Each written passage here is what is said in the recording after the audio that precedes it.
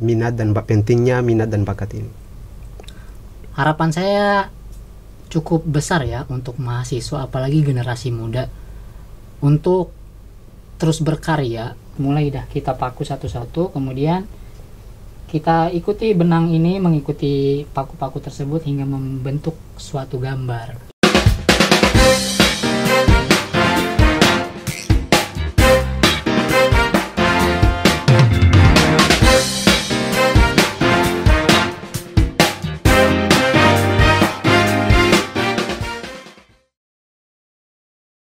Halo, assalamualaikum warahmatullahi wabarakatuh, sahabat Ngoce dimanapun Anda berada. Selamat kembali dan selamat menyaksikan podcast Ngoce, ngobrol cerdas bareng Harmoni TV bersama saya Nasri Soulisa. Nah, pada Ngoce episode kedua kali ini kita akan membahas mengenai apa pentingnya sih minat dan bakat. Nah, untuk berbicara lebih jauh mengenai hal ini, kita telah kedatangan seniman asal IAIN Ambon, yaitu kawan kami Zul Arashi Amirul Zihad. Ya. Zul, apa kabar Zul? Alhamdulillah baik. Zul, mungkin bisa ceritakan latar belakang Zul dulu, seperti apa? Oke, Sobat Ngoce, selamat pagi, siang, sore, dan malam dimanapun kalian berada. Perkenalkan, nama saya Zul Arash Amirul Zihad. Lahir di Jakarta tanggal 28 Maret tahun 2000. Untuk sahabat Ngoce ketahui bahwa Zul ini ialah seorang pegiat karya seni, di mana kemarin karyanya telah dibeli oleh Bapak Rektor IAIN Ambon. Nah, Zul, pertama kali suka seni itu dari kapan sih? Pertama kali suka seni itu waktu sekitar umur Umur 18 lah, masa transisi dari remaja menuju dewasa bahasanya ya. Di situ tuh saya bingung, saya ini mau jadi apa nanti, sampai akhirnya kepikiran ya udahlah, saya ikut jejak om saya untuk menjadi seorang seniman. Terus yang memotivasi diri Zul untuk terjun ke dunia seni itu apa? Yang memotivasi itu selain keluarga, sama ini juga dari bisa dibilang bukan ancaman juga sih, kakek itu maunya saya jadi ustadz, tapi saya maunya jadi seorang seniman. Itu jadi sempat bingung juga? Nggak bingung juga, kayak maksudnya saya ngelawan aja, kakek saya ini mau jadi seniman katanya, tapi kakek harap saya itu jadi seorang ustadz. Terus karya yang pertama kali dibuat itu apa? Karya seni yang pertama kali dibuat? Karya seni yang pertama kali dibuat itu ada mungkin di Instagram ya, nanti bisa dicek di @zulsintingart. Kemudian ada karya seni benang, itu tulisannya love, LOV, love. Untuk sahabat Ngoce ketahui bersama bahwa Zul ini ialah seorang mahasiswa komunikasi penyiaran Islam. Nah, ini yang membuat saya bingung. Dari anak komunikasi bisa terjun ke dunia seni. Kira-kira itu bagaimana Zul? Bisa lo ceritain nggak?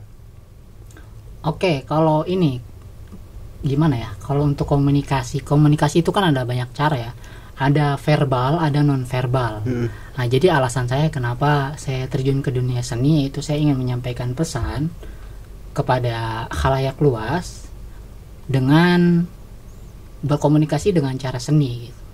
Dengan menggunakan karya seni lah begitu. Contohnya seperti apa Zul? Atau membuat lukisan-lukisan sindiran atau apapun gitulah. Pernah membuat? Belum sih, untuk saat ini belum kepikiran saya mau lukis seperti apa, tapi intinya pasti gitulah, seperti mural-mural yang kemarin viral itu kan. Terus dari kuliah, maksudnya aktivitas lo di luar kuliah itu apa? Kalau aktivitas ya kebetulan tinggal di asrama, di Mahat, di Mahat kampus. Ya paling ngajar ngaji, kuliah, itu aja, cuman itu ya. Makan, tidur, gitu aja sih.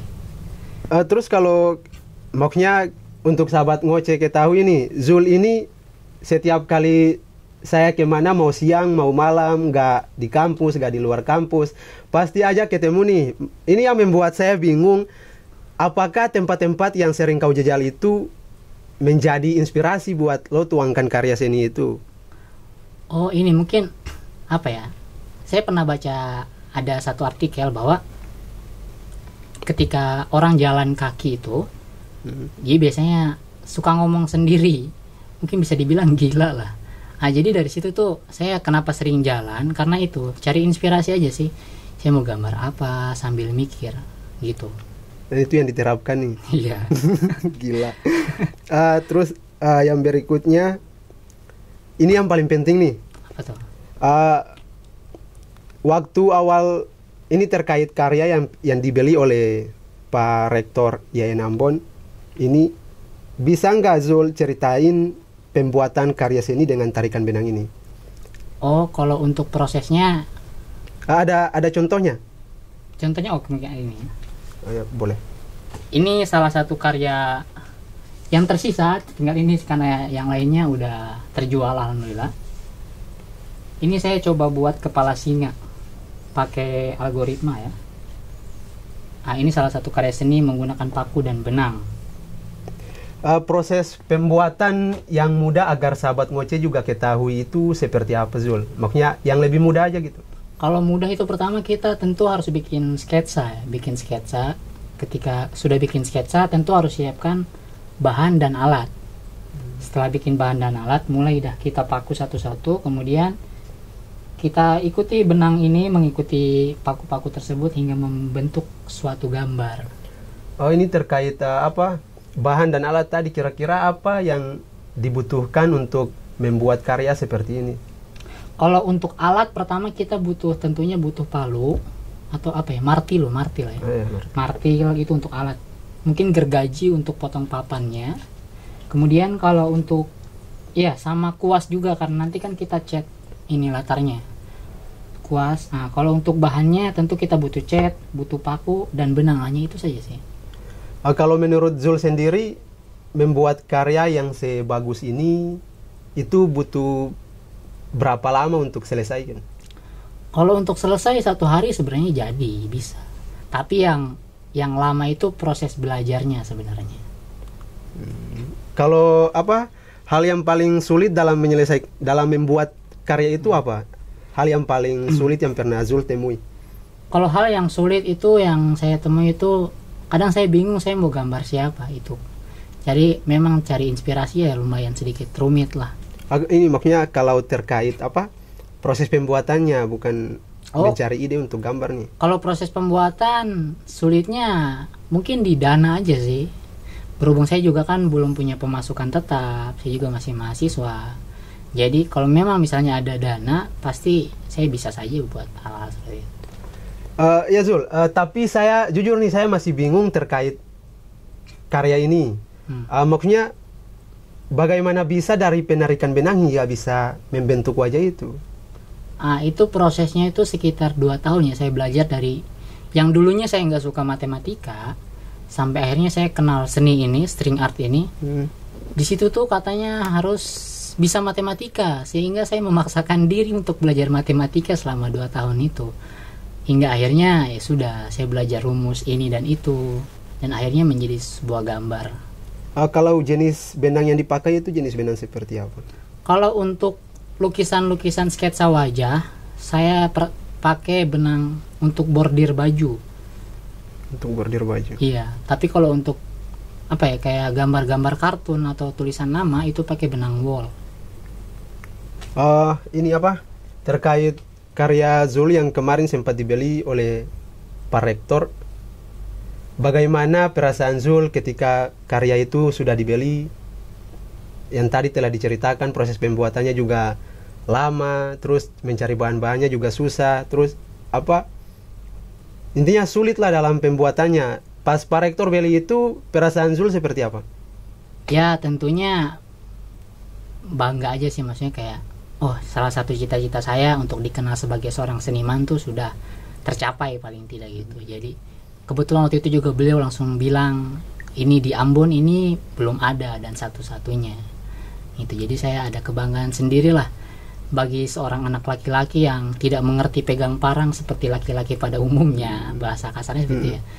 Sehingga ya sudah saya bisa menciptakan sebuah karya seni itu, saya ada kebanggaan tersendiri untuk diri saya sendiri. Ya Zul, ini yang membuat saya kepo lagi nih. Kalau boleh tahu, mungkin face to face saja lah, harga pembelian dari Pak Rektor itu penghasilannya berapa sih? Kalau untuk harga itu beliau waktu itu bilang rahasia, jadi saya nggak bisa kasih tahu. Jadi sampai sekarang belum ada yang tahu nih harga dari karya itu. Iya, belum ada yang tahu. Gila. Ini terus yang terakhir, apa yang sering Zul lakukan untuk memperluas karya seni, untuk apa? Maksudnya untuk pengetahuan masyarakat luas terkait karya seni yang Zul buat, terus terkhususnya mahasiswa yang Ambon sendiri. Apa yang sering Zul lakukan untuk mereka bisa tahu bahwa Zul sedang memperbuat ini karya seni ini?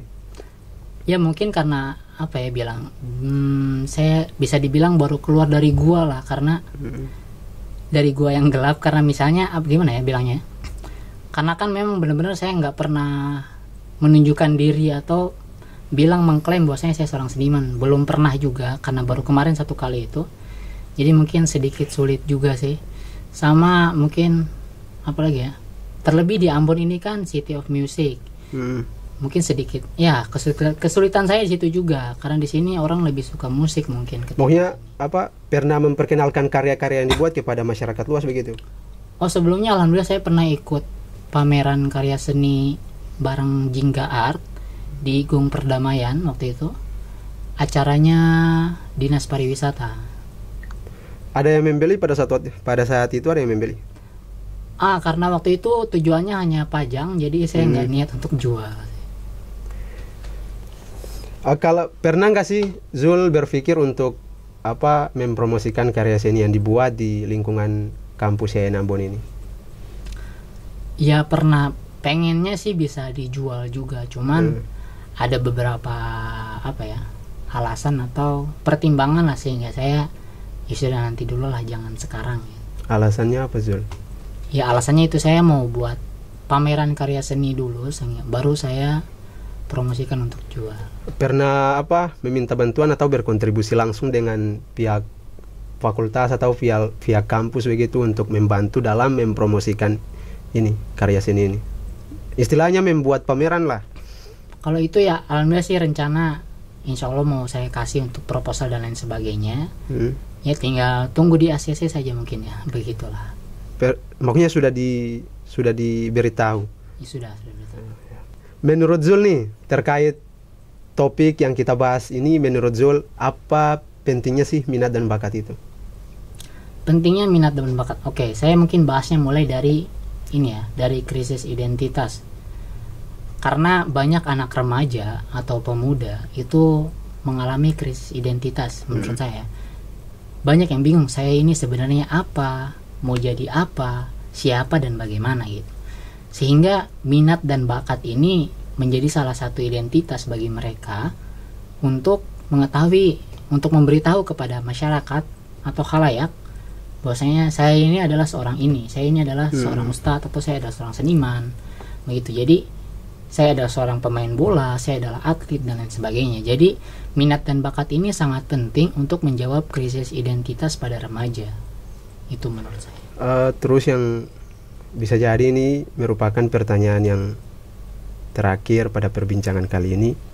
Apa harapan Zul untuk mahasiswa YN Ambon terkhususnya, maksudnya terkhususnya mahasiswa YN Ambon, apa harapan Zul kepada mereka terkait minat dan pentingnya minat dan bakat ini? Harapan saya cukup besar ya untuk mahasiswa, apalagi generasi muda, untuk terus berkarya. Karena gini, mungkin kita bisa berkaca dari negara-negara lain, contohnya entah itu Cina, Jepang atau apa, whatever lah. Mereka itu kan berkembang atau dikenal dengan apa ya, negara yang berinovasi, atau negara-negara maju lainnya lah. Jadi itu mungkin di sini kita dikenalnya sebagai, banyak isu-isu yang keluar bahwa mahasiswa di sini tuh suka demo lah, inilah, padahal kalau misalnya coba kita berkarya atau membuat sebuah inovasi gitu, mungkin kita bisa dikenal jauh lebih baik. Harapannya itu sih, mahasiswa kita mungkin berhentilah, bukan berhenti untuk demo sih, intinya diimbangi dengan sebuah karya begitu. Gitu, dengan diimbangi dengan sebuah seni atau inovasi begitu. Harapannya itu sih untuk mahasiswa. Oke. Mungkin dari tadi kita telah berbicara panjang lebar terkait apa pentingnya sih minat dan bakat ini. Mungkin itu saja yang bisa kami berbicara pada topik kali ini. Jangan lupa like, komen, dan share untuk sahabat ngoceh dimanapun Anda berada, agar kalian tidak ketinggalan informasi-informasi terbaru terkait Harmoni TV Ayah Ambon ini. Sebelumnya terima kasih Zul telah meluangkan waktu untuk hadir di sini. Oke, dan sampai jumpa di podcast selanjutnya.